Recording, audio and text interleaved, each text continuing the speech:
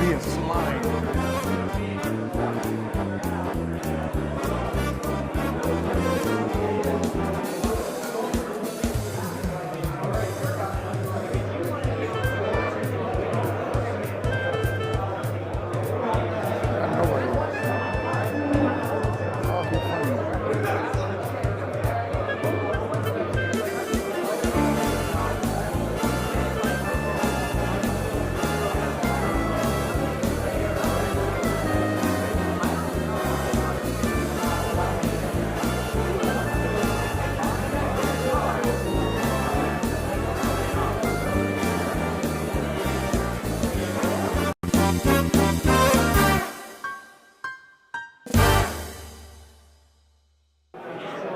Okay, now we're live.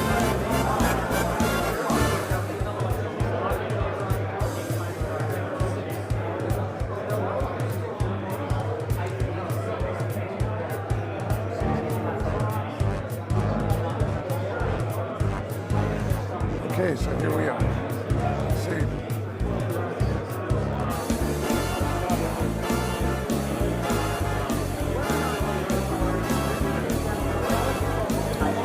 Here at Circle DC.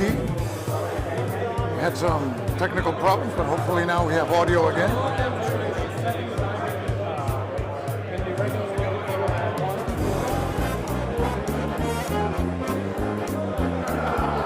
The badges here, you can see they're going to give out the badges pretty soon. There's going to be a raffle, some games. Take a look at the games that are going to be given out.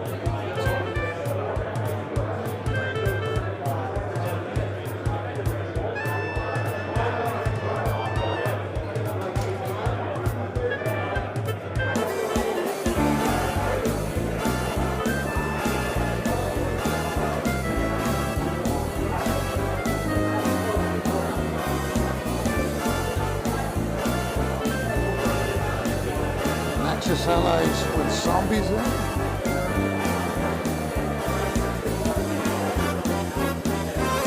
Riding dinos.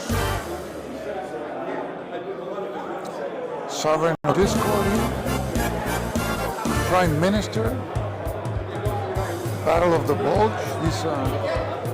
These are GMT, these two. This is Compass. This is Battle of the Bulge. Got Hollandspiel with Siege of Mantua there. Waterloo Solitaire and Bismarck Solitaire are Worthington, I think.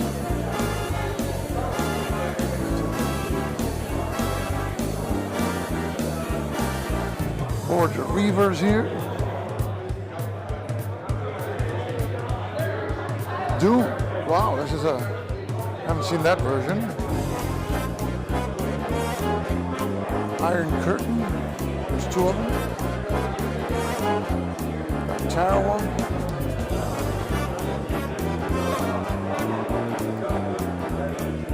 Orange shall overcome Dutch resistance. It's interesting.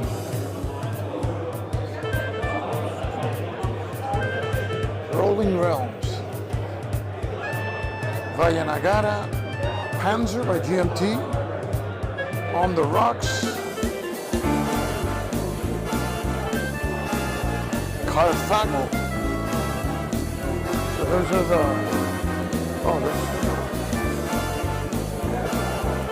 I don't know if they're going to raffle all this.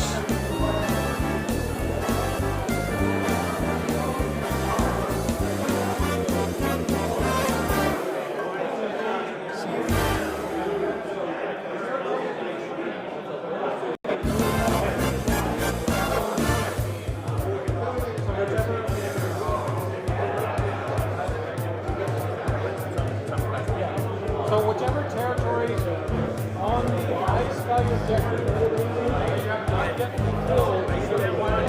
This is the Russian Civil War game by Alex, right? your objective is controlling that territory, but it may be more like See Alex there? Alex Knight. We designed Land and Freedom, one of my favorite games of this last year.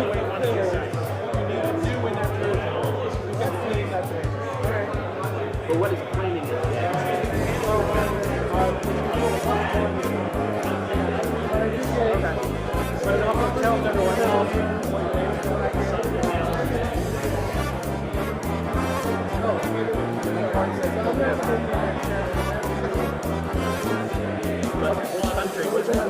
All right, great. So the next thing that we're going to do is the event.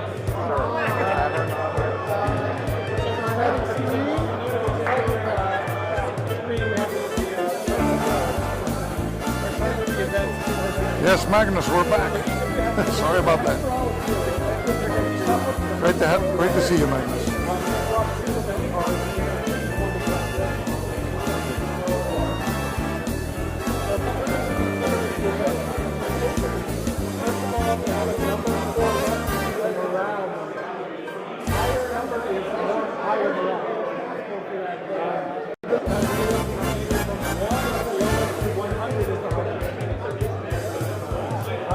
You're all going to choose simultaneously which event you're going to play. You put it face down, and then put it as a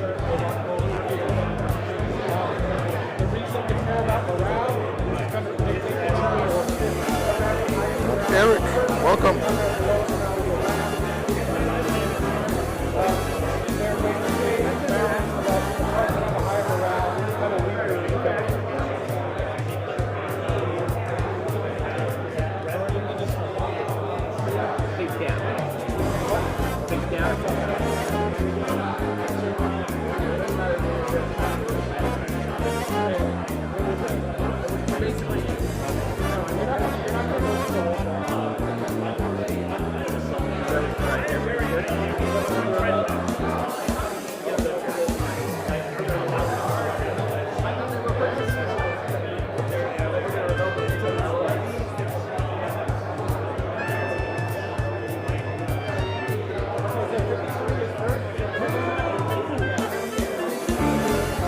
This is one that I signed up in the P500.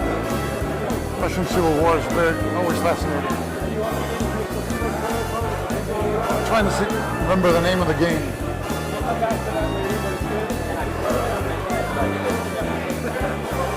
Let me ask it.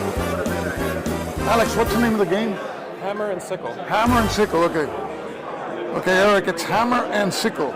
GMT and P500. Yes. Congratulations, yeah. Yes. Nice to meet you. On Land and Freedom, love it, and like Russian Civil War too. Well, I signed up for the P500 on this.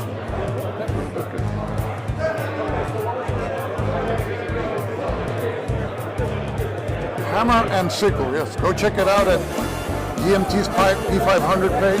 And of course, I always say these are prototype components. Multiplayer game here. I see there's certain hidden information. You have some screens and many cards also. That's interesting. See what we have here. This is Weimar, I think. Weimar. Been playing Weimar. That's the only actual strike I would even consider all the fact there because it is a game. And then you get emerging pieces. That's why it's better.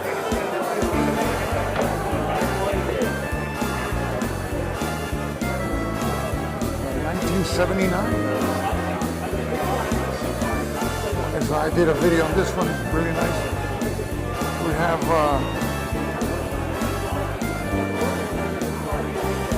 this is Crisis 1914 being played.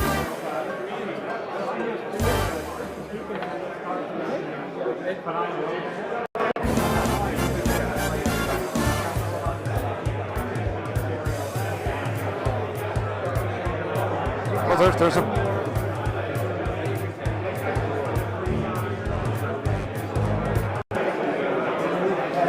okay, now I turned it off. I didn't even know it was on. Sorry about that. Oh boy. Now you can hear me. Okay. And this is, of course, it's a name, Root.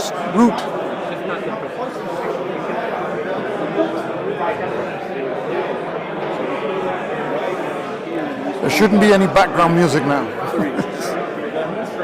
So that's still not. Thanks for the heads up. That's just supposed to be in the intro. Okay. Some games here on the table. Let's see here.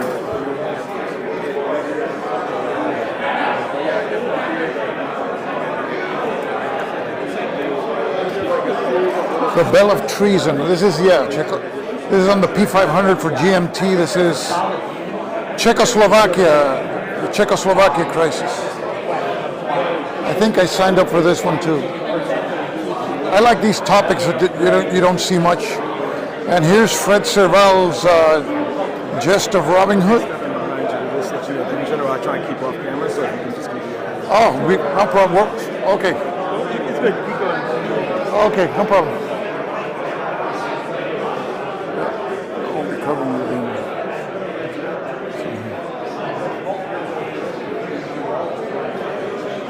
We have Twilight Struggle here, South Asian Monsoon. Okay. And here's Volko with his group with Hunt for Blackbeard.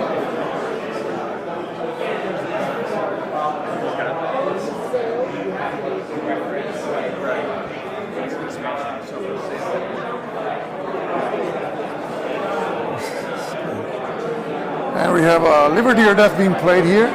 Votes for Women, one of my wife's favorite games. Of course, Votes for Women, I am the anti-suffragist. This is Chicago. I haven't seen this one.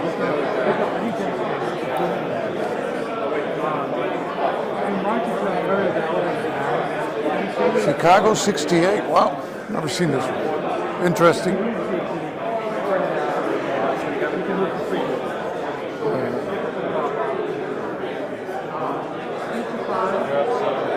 I don't know what that is.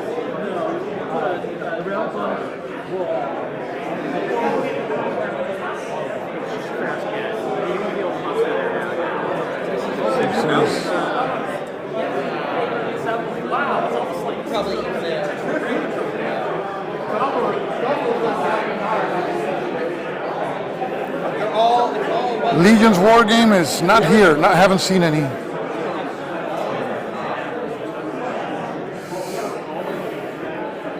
Volko Blackbeard. Yes, he's showing off. I think Blackbeard today and Coast Watchers tomorrow.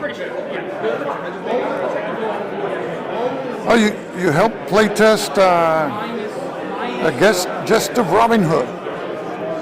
You know, the only Robin Hood game I have is that old one from Avalon Hill, tiny game. It's really good. I mean, it's a tiny game, so I'd like to see how it compares with that one. And here we have Weimar, which is... No, Legion is not here. Yeah, I think I said that. Let me see if I can get... There it is.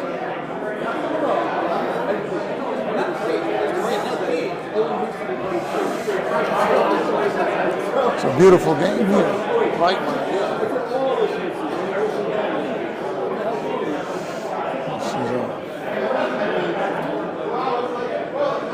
Oh, nice. Is this already for sale, this game? Is it published? Yeah. What company is this? Capstone, Capstone is publishing it in, Capstone? in North Okay. America. Oh, okay. Matthias. I know he's a German designer. I'm trying to get his name, but it's nice. It's a very interesting topic. It's before Hitler. Yeah. Exactly. Yeah. Right. The end of World War I, up to hopefully not the Nazi takeover, but yes. Have you played it's it? a possibility. I have not played it Oh, yet, okay. so I'm looking forward to it. It's just so. Wow, look at those pieces are so nice, huh? Oh, it's a beautiful Wow. production. Yeah. It's like you got to buy two copies. One that you're never gonna touch, and the other one. Yeah. Look at. You have I like these displays that have the spaces, everything it's a fits. Cool layer, so Oh, yeah. it tucks in like this, with the it fits right in there. Yeah, it's great. It's multiplayer. If it has a solitaire, do you know? No, it's in fact 4 players and only 4 players. Only 4 Yeah, players. there's no way. Okay. Yes. So it looks great. Yeah. Well, I imagine it'll be happening a few times. Yeah. But yeah, 4 players only to do the 4 factions. I got a question. Which publishers are here? There's not really publishers. It's designers. So what happens is that the designers bring their games. Some of them, you have a lot of games that are under development. So, but not publishers per se.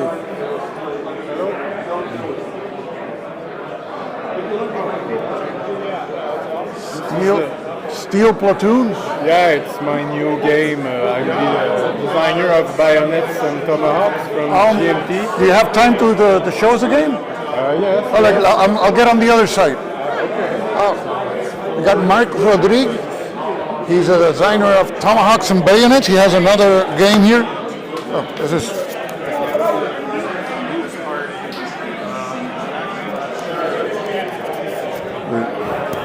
We got the. Where is it? Oh, it's here.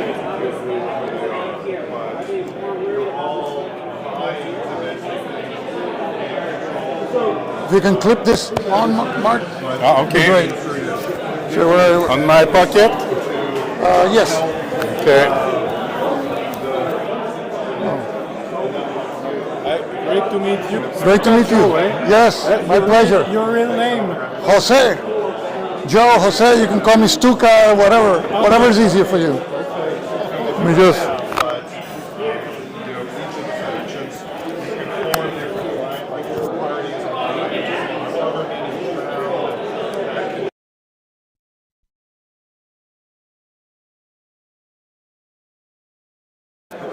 Okay, let me see. We got both microphones now. Yeah,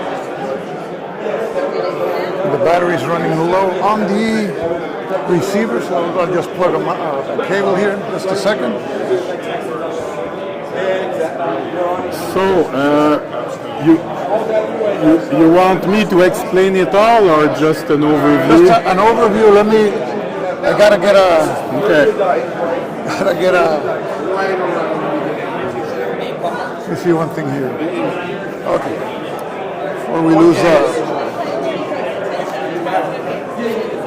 Well, it's not really their game, it's Spielberg's game. So this is a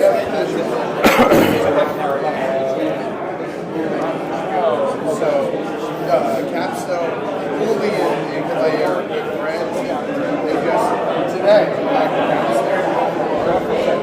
So Capstone almost as battery on the receiver's going down. MSRP on this is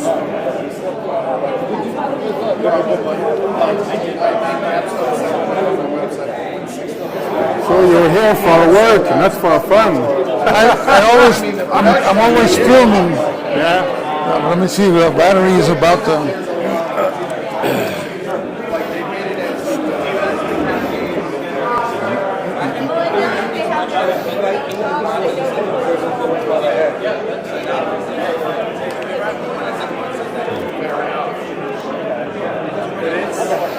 it's a look. It really is. It's gorgeous. Oh God, yeah, who doesn't? Yeah, seriously. And I mean, all the components. And why I'm not a salesman. I just really like the game. I think it's on me. Okay, let me. I hope we get battery, but if it's not, if it gets cut out, I have to do it a little later. But No problem. So, Mark, this is Steel Platoon and Steel Platoon's World War II tank skirmish. So this is a tactical game. Yeah, it's a tactical game and the background story is that the very first war game I played was Jim Day's Panzer in the 1980s by Yakinto. I loved it because I love tank since I'm a kid. And since then I wanted to build something that was that had a lot of fluidity, less number crunching, less tables, and also all the unknown that you have as a tank commander. You don't know everything, even on your side, and it's a bit of a revenge from combat commander where there is no tank. Well, in my game there's no infantry. The infantry is abstracted. They're present but very abstracted, so you have the effect because no tank operates in a vacuum. Okay, great. So I see it's you have here like some huge hexes. Yeah, and I suppose that this is, you can change the position of the hexes and make different yes, they are different configurations of terrain. Yeah, they're both sided, and you combine them like you want. Okay, so you have a great variety of terrain. And you got a river in there also. Yeah, you have a river. There's one with a hill, but it's under. It's Northwest Europe. Eventually there will be a Russian front, and the core concept is that it's areas. So when you shoot, each cutout is an area. Okay. So when you shoot, there's no 1, 2, 3, 4, 5, 6, 7, 8. You don't count range. It's same area, one area away, two area away, and the accuracy falls down. So the tile would be an area, and within each tile, which is an area, you have hexes. Yeah, the X are for movement. And you see the blurred edge? Yes. It's the fog of war, because when you move from one area to the other, you don't have GPS in that time, you have bad maps, so you're uncertain the distance. So whenever you enter a new area, it's a bit like Dungeon and Dragon. When you enter a room, you stop, unless it's been previously scouted by your side.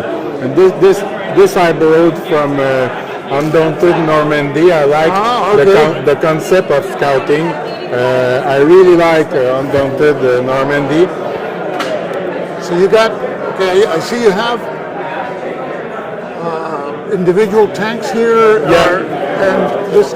Yeah, it's a game for up to 5 tanks per side. It's not big battle because it would be too heavy. Each area is about 500 meters.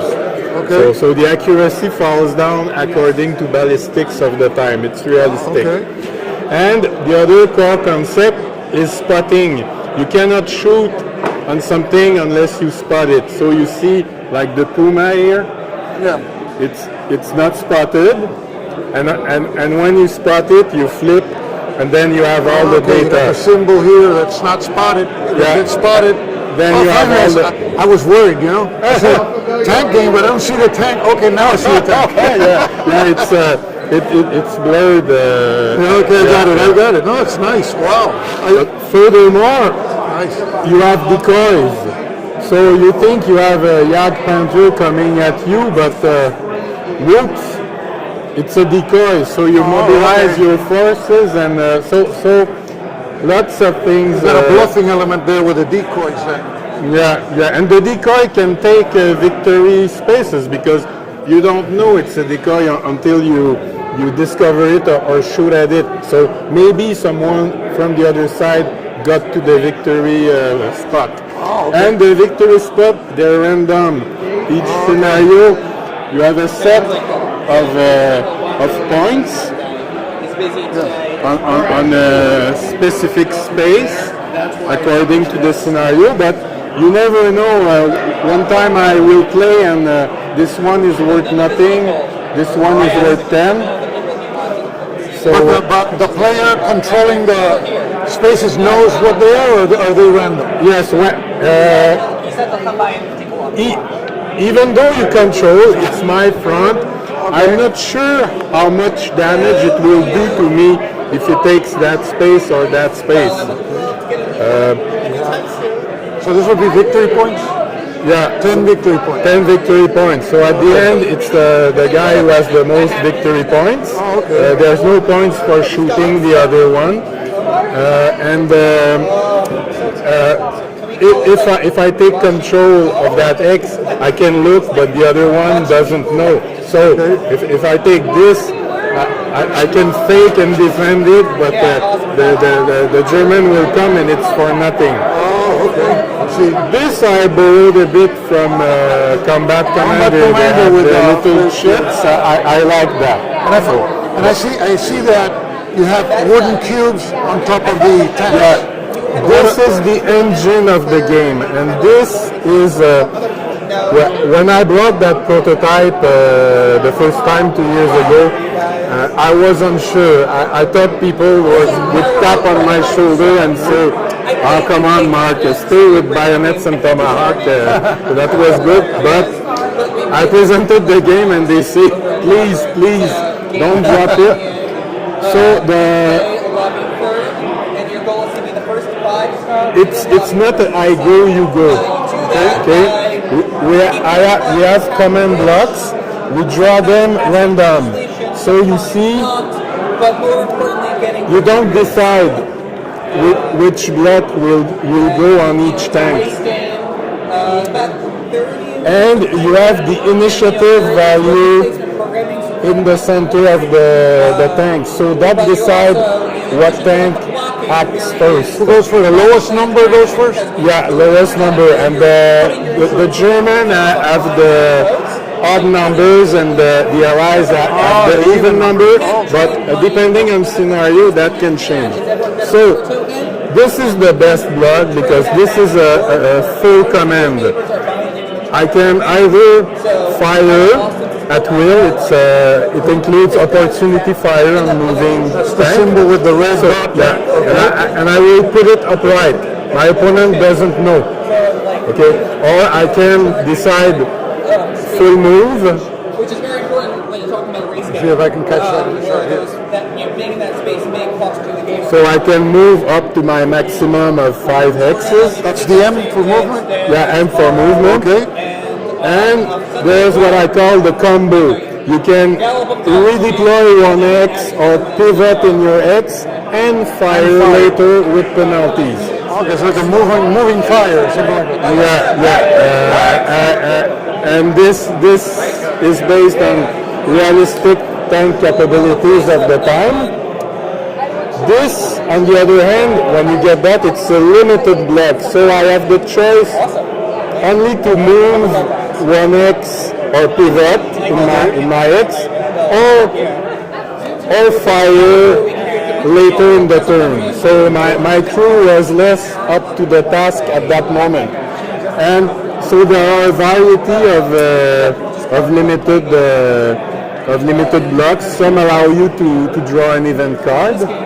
But you don't know until you flip the block what your units can You do. don't know what your units will do. And if you're very unlucky, you'll get a hesitate.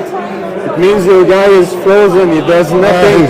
So I can be with my Sherman, with a tiger in front of me, but he has a hesitate, he can do nothing except place smoke.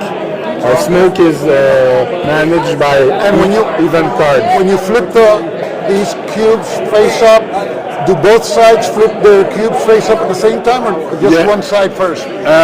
At the same time, and so let's say I will simulate quickly.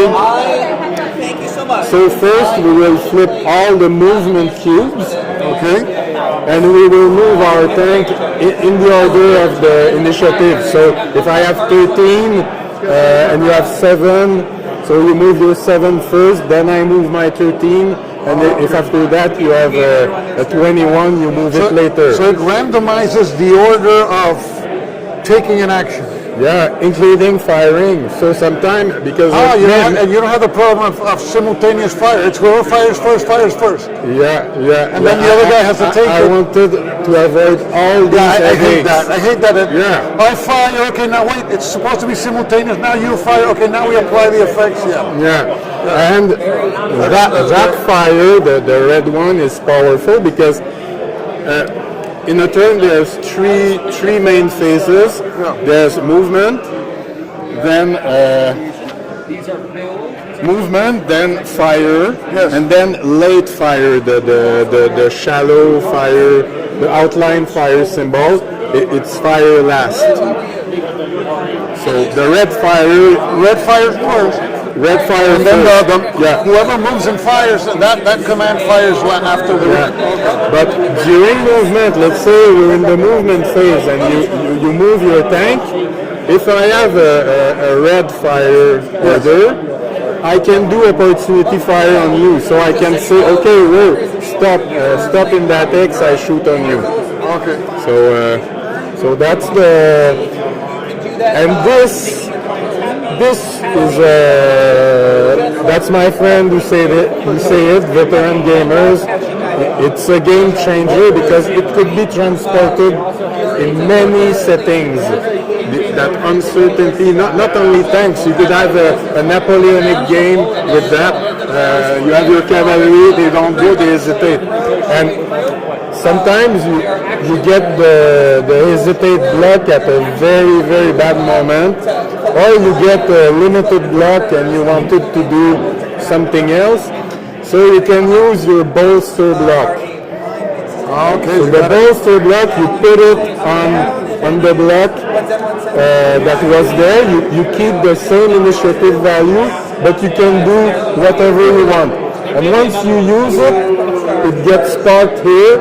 You lose it for the next turn. Then it comes back once every 2 turns. If you use it, you lose it for the next turn. So and there's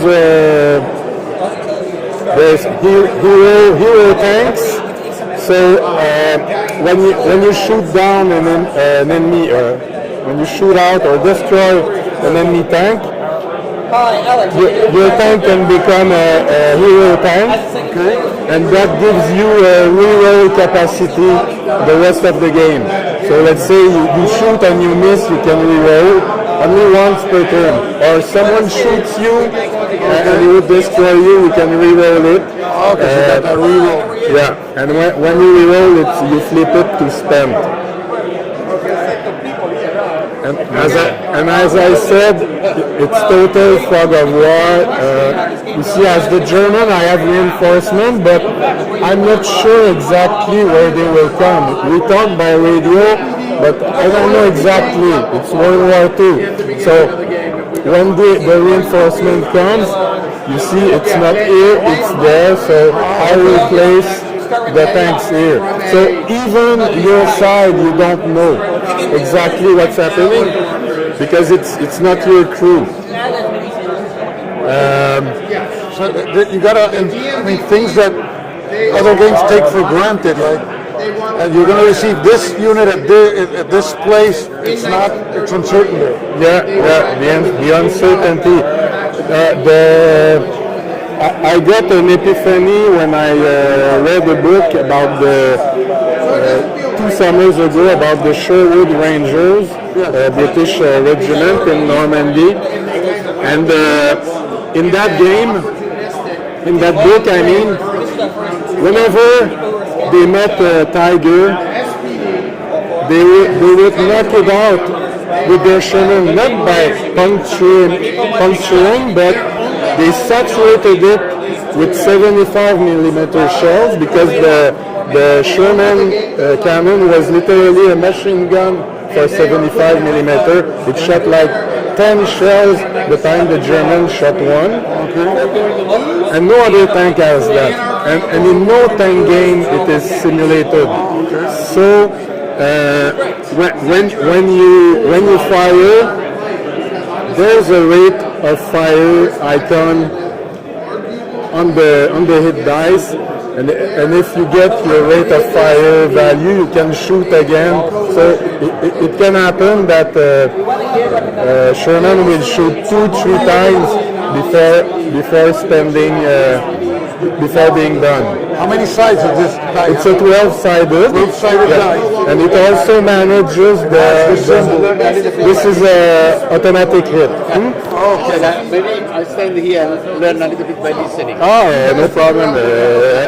I'm here for that, to show the game. Yeah, I know. And the number would be the result? Yes, you have a hit. You have a hit table, and it functions by area. So same area. Oh, okay. You have to beat 3. It's the highest, and you will have penalties. But a lot higher than 3. Higher than the number it says there to be a hit. 3 or higher, you hit. Okay, so it's very high probability because basically once you're seen, it's and the range is known. It's easy to shoot at someone. And with the penalties, you go one row down for each penalty. You see the number increasing. So that is the hit number. And like I said, if I roll 8 and I miss or I destroy you, but there's a 1 and my tank has a rate of fire of 1, I can shoot again on something else or attempt to destroy you again. I saw that the die has a. Can I see the die again? It has the number and it has like sometimes an X. Yes. Sometimes a 1. Sometimes nothing. Okay, so the 0, 1, 2, it's the rate of fire. Oh, okay. So the worst rate of fire is 0, you have none. Okay. Some SP guns, they have 1 of rate of fire. And the best rate of fire, like the Sherman, it's 2. So when you roll, if the number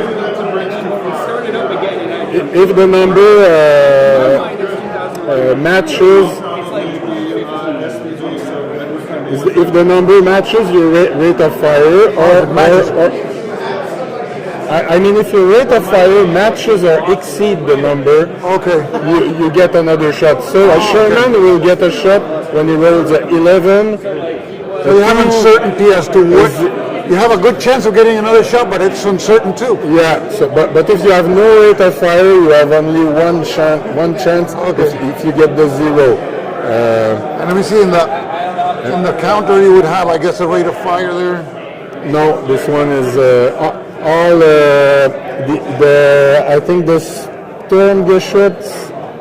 Sturmgeschütz had a somewhat good rate of fire. Some open top allied tanks, the Sherman, and the others it's 0. So it's a huge asset for the Sherman.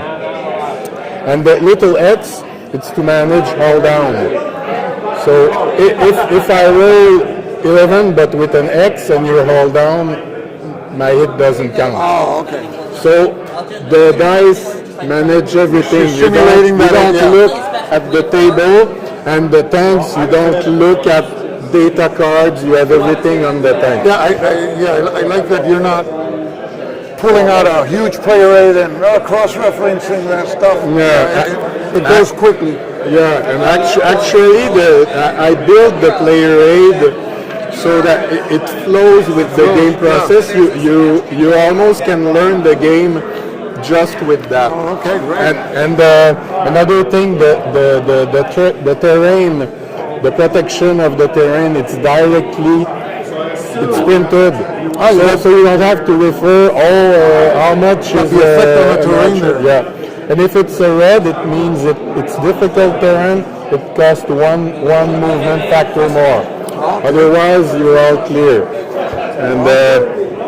And I forgot another very important aspect. It's the spotting, because some tank game simulates spotting. Actually, in World War II, it was spot first, hit first. Yeah. Most of the time. Yeah. Okay, the guy didn't know there was someone and he was dead. So you have to spot when you want to shoot someone. So it's simply managed with this little die. So if you get the black eye, Yes. it's automatic spotting. Okay. That's If you get the fire and movement symbol, if the target moved or fired, you see when the target fires, I put a little muzzle flash symbol with the counter. It's very. I wanted it to be graphic, like a very video game. That's what I want to say. It's very graphic. It's not. It's not a a letter or story. 2 letters. It's It's the flash. yeah. And once it's gone because if you don't see the muzzle flash, it's too bad. And it often happens. Did you see the shot? So and the red eyes, it's to overcome spotting hindrance. So let's say I'm in cover, it's one hindrance. There's smoke, it's another hindrance. So we total the hindrance, and if your dial beats the number of hindrance, you spot. Otherwise not. And this is you're blind, you didn't spot. Failed the spot. Okay. Right here, X is a miss. Okay. And I won't go in the detail of the damage table, but it's the same logic. You have you compare the power of your gun with the armor of the tank, and the armor is very. Oops, that's the decoy. The armor is very simplified. It's front and side.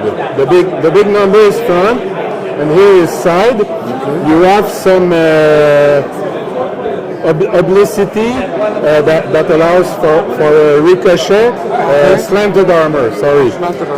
So some tank have none. Some tank have one slant value. Some other tank have 2 slant value. So when you hit, the damage roll can be less if because when you're hit, you roll something in defense. So you roll and you hope to roll the slanted armor that will lower the lethality of your opponent's shot. Usually in a game, I'm shot, I do nothing, and I wait. But here, the defender rolls to see. Yeah. And this one, the other thing on the counter, because most game they treat a tiger as a concrete wall, uniform, but it had lots of weak spots. You didn't want to be hit. The rest was very thick, but if you hit the little slit or the part less thick, the Panther with the mantlet, with the ricochet. So each tank has, where is my Yak Panther? I have a question. Somebody's asking the stream a question. Is this game going to be available by Kickstarter? Or how is it? Okay, for now, Nuts Publishing is very interested in producing it. I'm in talk with Florent, and he's waiting for me. I'm making him wait. I promised him print and play in April, and boy, time is running out. So Florent got so it's in his hands. Like I said, the armor, you have a little symbol, the little O below the 8 means weak spot, and on the other hand, a little plus below the main armor number, the 4, means a strong spot. So as the defender, if I roll that die, it means that we will use the weak or strong spot depending on the tank.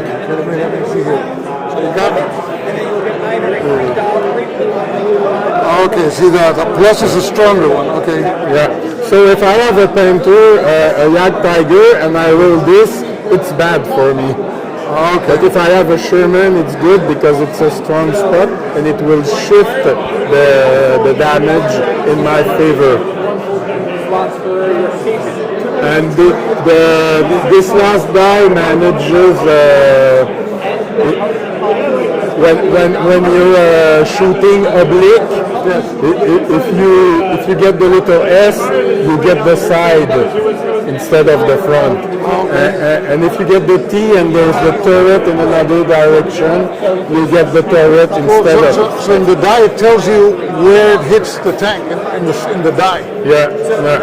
So it's I think it's the 7th version of the prototype, and I ironed out many issues. And You have cards too. oh, I didn't talk about cards. Yeah, There's a lot of them.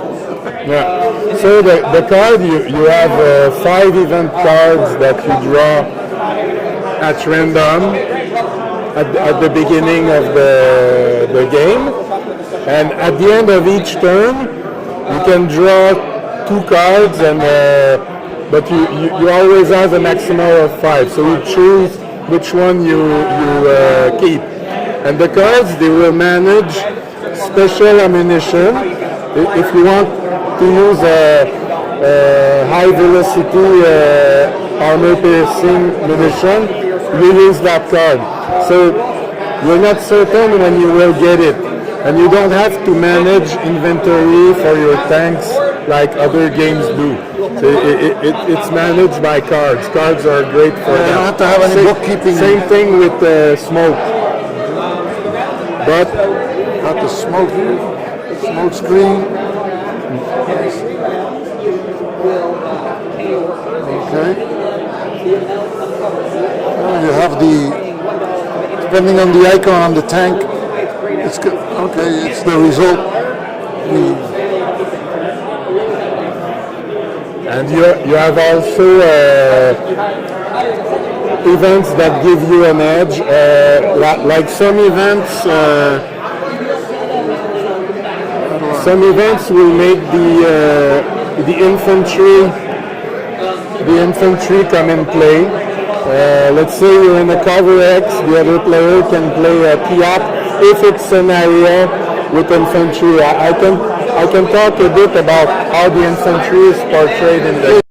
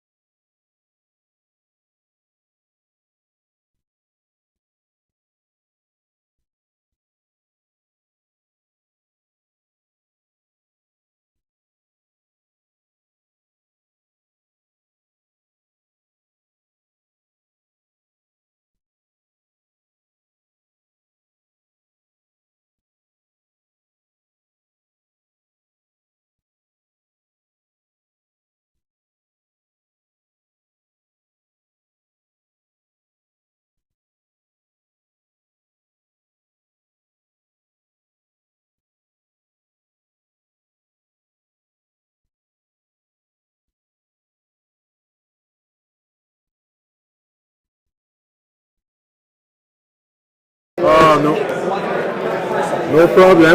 We can do it. Now we're back. But let me see the one thing. Me, it's red. Yes, I have to recharge this battery. It's gonna go again. The sound. Suppose it's charged to the battery. It's connected. I don't know why it's not. It's supposed to. Well, you're good with that because me with my iPhone, that's all I can manage. We need it while you recharge. I ask a question. Yeah. Go ahead. So you were saying the sides, when the tanks can be hit on the side or on the front, this is decided by the die. Yes. So the way you approach the other tank, it doesn't matter. So it does matter. It's so matter. If I approach it from the rear, all right. A tank has it's Facing, it's like here. facing. Yeah. It's here. A tank has. Okay. You tell me when you film again. Right now we have sun. I'm not touching anything, but it can drop again because it says it doesn't have any battery, but it's working. Okay. So yes, you have facing front, oblique. So when you go oblique, Yes. you can either hit the front or the side, and that's what the die decides. Yeah. And when you're oblique, you get a bonus slant. If these depends on when